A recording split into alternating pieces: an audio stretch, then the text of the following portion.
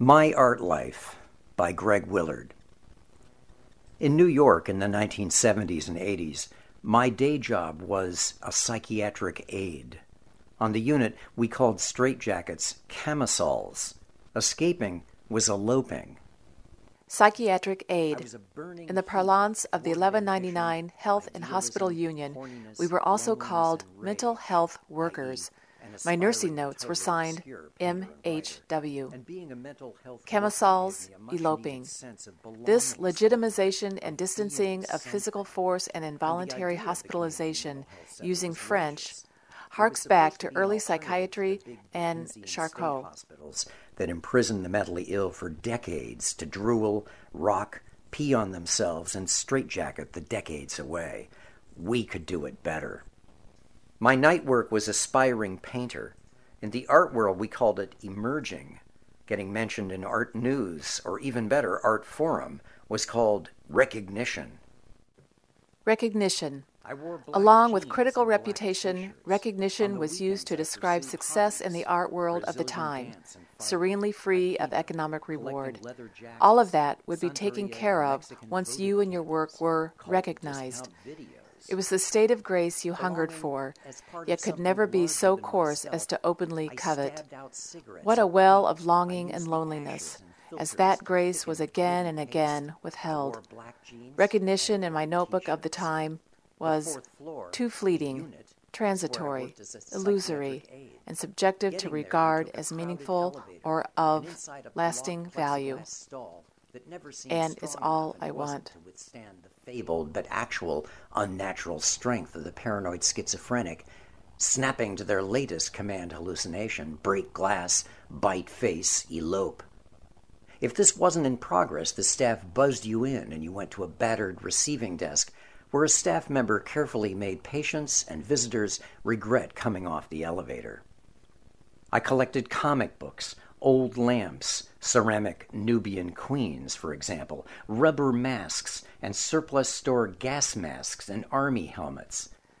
Surplus store gas masks and army helmets. These became a special obsession. One aspect of my drawings at the time was a morphological study of how helmet shapes reflected national character and sexual practices. Tasteless, worthless, or despised.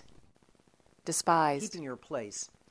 From the flea market in Coney Island, a full set of 15 glasses printed with sex cartoons of men's magazines like Stag, Man to Man, and Battle Cry. For those less fortunate.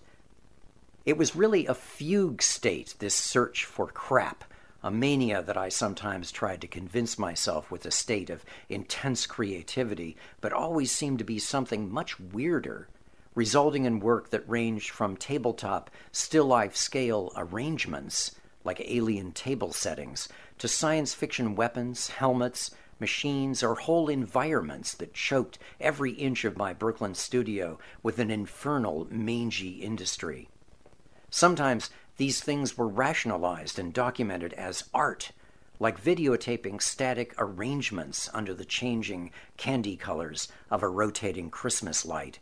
Andy Warhol meets Joseph Cornell meets Ed Wood Jr.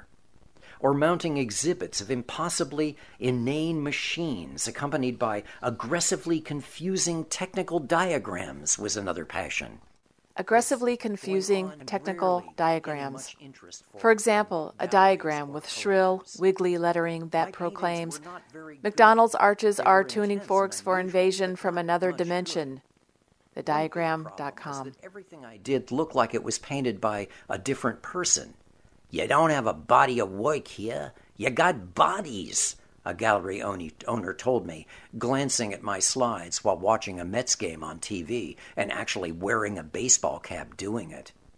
This problem of not having a single body was usually taken as a sign of immaturity or a lack of seriousness, a lack of professionalism. Despite all my conscious desires to succeed, my relentless self-interrogations and ragging and badgering, there always seemed, deeper down within me, an implacable snarl of, "I'm not going to go along with this shit." It was not the work that any New York gallery would accept. I was not a regular New York artist, and I didn't have a regular New York artist career. "It just doesn't do it for me," one after another gallery owner would tell me, peevish and put out, and somehow angry with my art. For me, art making was, and is always, a hair's breadth away from plain old lying. During my art school days back in Columbus, Ohio, putting on my mom and dad and sister and friends and relatives was a way of life for me. The more elaborate, the better, with no particular point except to construct a sort of verbal trompe-l'oeil that rose or fell purely on the basis of its believability. What was I to do in art school? It seemed as if I were a simulation of an art student, creating drawings and constructions that seemed to be about something a little outside or apart from aesthetics. What followed me through the years was the sense of unreality, the sense of playing a part. The playing of the part being the real point, not the actual art thing that we were supposed to be making. Art thing. I'd been exploring the beautiful old Beaux Arts train station in downtown Columbus that was being demolished and replaced by another soulless corporate polygon, the railroad robber barons that had been superseded by bank and insurance robots.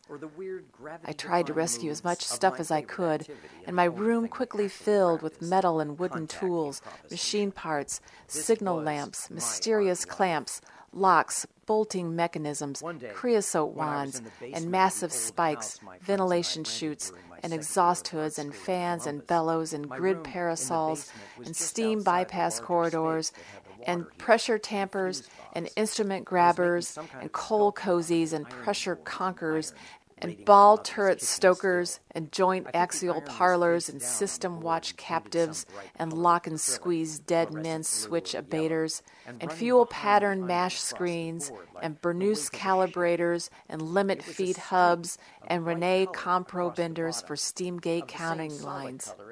The iron were spraying paint instead of steam. There was an article of clothing being pressed. It had been dipped in polymer medium and twisted into some damn shape or other, hanging off the board like a hide. I'd always drawn and used stuff around the house for art making, especially the stuff in my mom's kitchen. My mom's kitchen. Many a torture device or time machine was fashioned from her colanders, tenderizing hammers, roast forks, garlic presses, potato peelers, ice cream scoops, whisks, juice makers, and especially those spiral stainless steel vegetable steamers that open and unfold like metal flowers, all in that beautifully tooled cast iron Art Deco industrial style that seemed to anticipate alien and steampunk. So there I was in the basement. I was taking a break from working on the ironing board sculpture and setting up some additional clip-on lamps to the ceiling for an upcoming party that we were about to have featuring my roommate's band, which practiced in the room directly next to mine, sometimes late into the night. There was pooled water on the floor from a recent rain or perennial leak, and when I plugged in the lamps from atop a tottering ladder, there was a short, and I was flung across the length of the basement floor. One moment, I was on top of the ladder, and the next second, I was on the floor about 15 feet away. I remember a flash, but I don't know if my mind added that later in the remembering and retelling. Maybe I added some feet. Maybe it was only 4 feet. But I remember being impressed by how far I had gone and how powerful the current had been. How far I had gone. During my time in New York, I traveled from Coney Island to Staten Island to Long Island to New Jersey to upstate New York and even Pennsylvania in search of new fun houses. At that time, fun houses were still pretty low-tech affairs, labors of amateur love with handmade and hand-painted sets, papier-mâché gargoyles and demons, smoke machines, strobe lights, Halloween cassette sound effects, and creaky, wobbling mechanical skeletons and skulls rattling pathetically out of the dark, like hell's own grocery carts. Strangely, jobs at fun houses became a magnet for psychiatric patients in the New York area. It was not unusual to run into patients I knew operating rides or costumed as ghouls grabbing out at you from the dark. Funhouses were a source of part-time work for high school students, ex-cons and psychiatric patients willing to dress up as ghouls or sit up out of caskets for minimum wage. The funhouses were mostly open in the summer and did a good business because they were cheap and cool and pitch-black places to cop a feel. But one funhouse stayed open through the winter, an especially infamous Atlantic City winter, insanely cold. The owner thought he could capitalize on the cold, promised a warm hangout and a toasty, freaky good time to teenagers trying to get away from their parents. But the wiring didn't pass code, and all the space heaters blew the works but good, plunging the hellhole into a freezing inferno pit. The poor guys had to lie in the casket all day and all night. They couldn't relax because they had to sit up and snarl every couple of minutes. It was so cold that one of the Draculas were wearing earmuffs and a huge down coat, so cold there were icicles hanging off the painted flames of hell, icicles hanging off the bloody maws of the devouring demon at the gate of the hellhole. The staff of part-time zombie ghouls, Draculas, Jason knockoffs, teenage Elviras, and headless cannibals.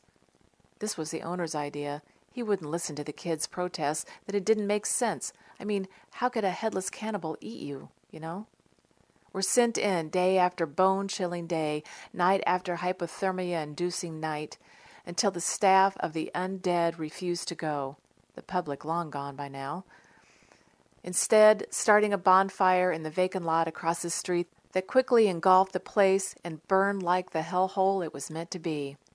I also heard the version that the night shift ghouls ran their own propane heaters and were either overcome by carbon monoxide fumes or burned to death in an electrical fire. Or maybe the owner, haunted by responsibility for their deaths, torched the place himself, dying in the final char.